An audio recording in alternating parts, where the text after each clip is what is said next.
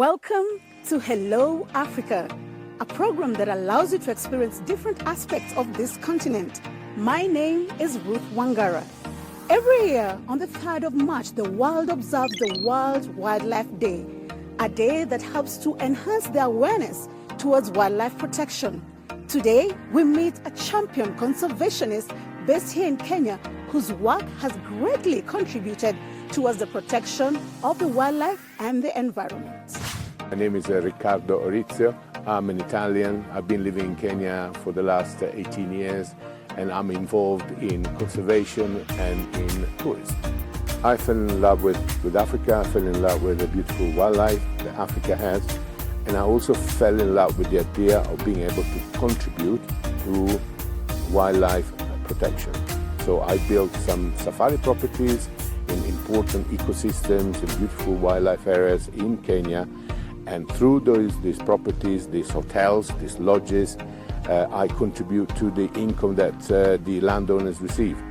My lodges are called Saruni because Saruni is a Maasai name in the language of the Maasai people, and means the refuge, the place where you want to go to when you're looking for peace and tranquility. Right now there is a strong connection between the tourist industry and the local communities. We work together, we manage the land together. They are full beneficiaries of employment. Up to 80% of our employees come from the very local communities who own the land.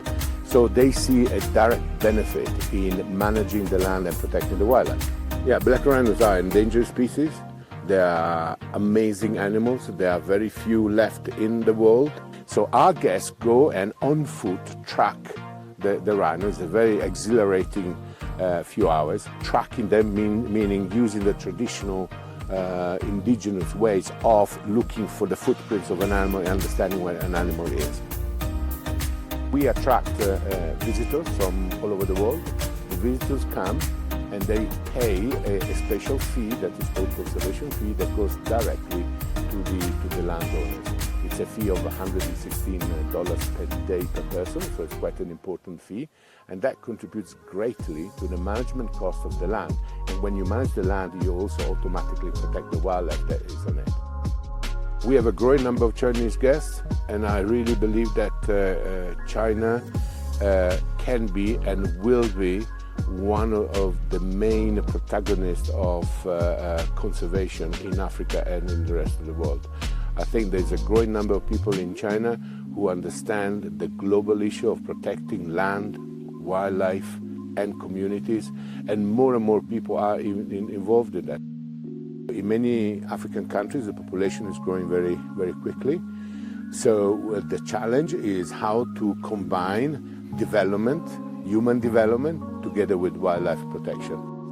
The wildlife does not belong to one person, to one nation, to one continent.